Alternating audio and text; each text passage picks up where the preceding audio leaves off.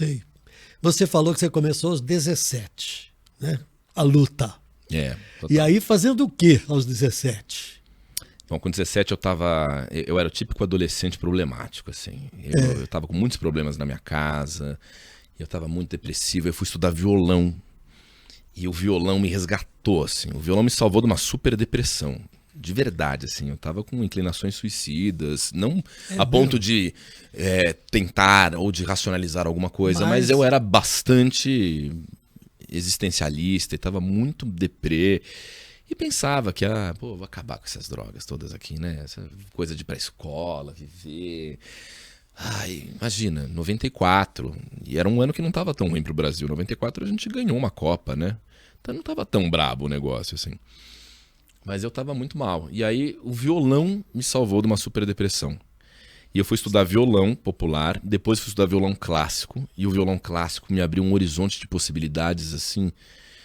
Primeiro que era muito terapêutico, né? Estudar uma peça de violão é um negócio que você... tem que ter muita concentração, você lê a partitura, você estuda a partitura, estuda a harmonia daquela música. Você estudava permanentemente? Estudava. Horas ali, dedicado, com o professor? Com o professor, depois o professor passava a lição de casa, eu ia para casa, ficava esmerado, era muito CDF. E aquilo foi essencial para mim, porque o ócio num adolescente é muito cruel, né? Ele pode te levar a milhares de pensamentos terríveis. E o violão me preencheu esse ócio. E me deu um significado porque era tudo muito lindo. O violão clássico era a coisa mais linda. Ainda é, pra mim, a coisa mais bonita do universo artístico. E aí eu fiquei muito tempo estudando violão, achando que eu seria um concertista.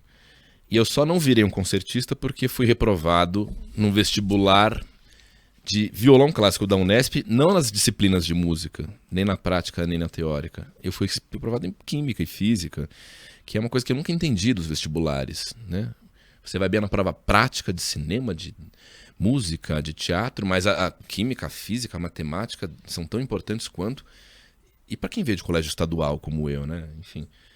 E aí eu dei uma desanimada quando fui aprovado nesse vestibular e eu coloquei a música num outro lugar. Só que a música me possibilitou ir para o teatro, porque eu fazia muito teste para peças teatrais.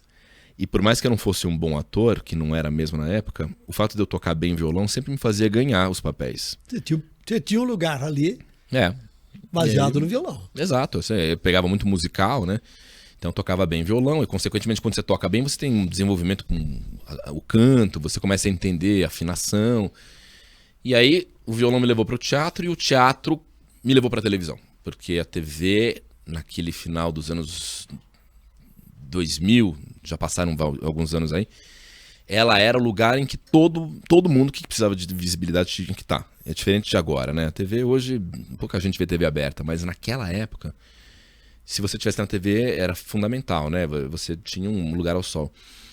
E foi um teste de produtor do CQC que me levou para repórter do programa, porque me chamaram para ser produtor do CQC, me disseram como é que era a vaga e eu fiquei louco com o projeto. Falei, eu não posso ser produtor aqui. Eu não posso, eu tenho que ser repórter. E era muito louco, porque não tinha nenhum pré-requisito para ser repórter do CQC. Eram 3, na verdade tinha um só. Um primeiro pré-requisito, ser formado em jornalismo, eu era. Mas seria interessante ser comediante stand-up, eu nunca tinha feito. Ou ser um comediante em cartaz em alguma noite de comédia de São Paulo. Não estava. Mas eu insisti tanto para ser repórter que uma hora eles me perguntaram, se eu te deixar fazer o teste... Por que deixaria você fazer esse teste? Eu falei, porque vai ser o melhor teste que eu vou fazer na tua vida, que você vai ver. Eu vou fazer um teste tão bom que você vai ser obrigado a me contratar.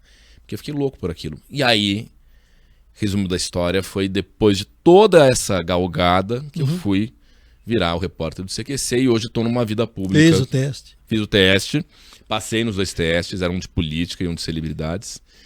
E tô aqui. Olha só. E começou com o violão. Começou 17 anos. Violão. Você ainda toca violão? Toco. Estuda violão ainda ou não mais? Usa o violão no trabalho? Não, eu tô numa fase de tocar bem violão de novo, porque eu tive uma filha, e minha filhinha tá com 9 meses, e ela tá encantada com essa coisa de musicalizações, enfim, ela pega o chocalhinho, ela tem um recorrecozinho, e às vezes eu sento ao lado dela com o violão e ela fica meio hipnotizada, tentando pegar o violão, e eu fico tocando à medida que ela tenta pegar e eu vou me esquivando, mas nisso passam 1, 2 horas e eu tô tocando violão. E tem sido um ritual meio diário, assim. Então, por conta da Nara, minha filha, eu voltei a tocar violão todos os dias. A princípio para entretê-la, para musicalizá-la, né? Mas ela é muito bebezica, então não tá funcionando tanto nesse sentido. Mas eu voltei a ter uma técnica até, assim. Não tenho mais a aquisição de novos repertórios, eu tenho dificuldade de ler outros repertórios, eu não pego música nova. Mas eu me obrigo a ter todas as músicas que eu ainda sei tocar de cor na ponta dos dedos. Sim. Isso é muito difícil, assim. Então eu tenho, sei lá, 25 músicas clássicas que eu toco. De tempos em tempos eu repasso todas elas. Aí eu estudo outras populares.